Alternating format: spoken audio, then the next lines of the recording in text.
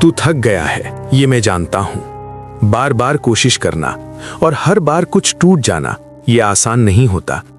तूने कई रातें ऐसी बिताई हैं जहां नींद नहीं, सिर्फ सोच थी, जहां उम्मीद नहीं, सिर्फ सवाल थे। पर सुन, रुक जाना समाधान नहीं है और भाग जाना तेरे स्वभाव में नहीं है। तू हार मानने के लिए नहीं बना पुत्र, तू हर बार नया रूप लेने के लिए बना है। सांप को देखा है तूने?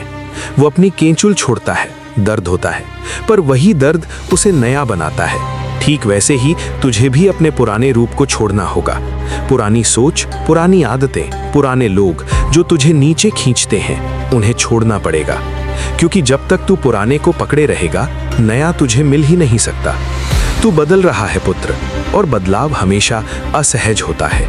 इसलिए तू अकेला महसूस कर रहा है, इसलिए सब कुछ अनजान लग रहा है। पर यही तो संकेत है कि तू सही दिशा में जा रहा है। अब ध्यान से सुन, तुझे तेज नहीं बनना, तुझे स्थिर बनना है। तुझे शोर नहीं करना, तुझे गहराई में उतरना है। क्योंकि जो भीतर से मजबूत होता है, उसे बाहर से चिल्लाने की जरूरत नहीं होती। तू अब वो नहीं रहा जो हर किसी पर भरोसा कर लेता था। तू अब वो भी नहीं जो हर चोट पर रोता था।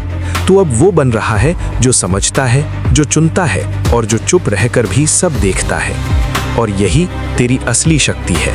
अब समय आ गया है। अपनी ऊर्जा को इधर उधर खर्च करना बंद कर। अपनी शक्ति को एक दिशा दे। अपने लक्ष्य के पीछे इतनी शांति से लग जा कि दुनिया को पता ही ना चले, और जब चले तो बहुत देर हो चुकी हो। याद रख पुत्र, तू तूफान बनकर सबको डराने के लिए नहीं, तू पर्वत बनकर सबको स्थिरता सिखाने के लिए बना है। और जब पर्वत खड़ा होता है तो आंधियां खुद रास्ता बदल देती हैं। अब उठ, धीरे चल, पर रुक मत। तेरा नया रूप तेरा इंतजार कर रहा है।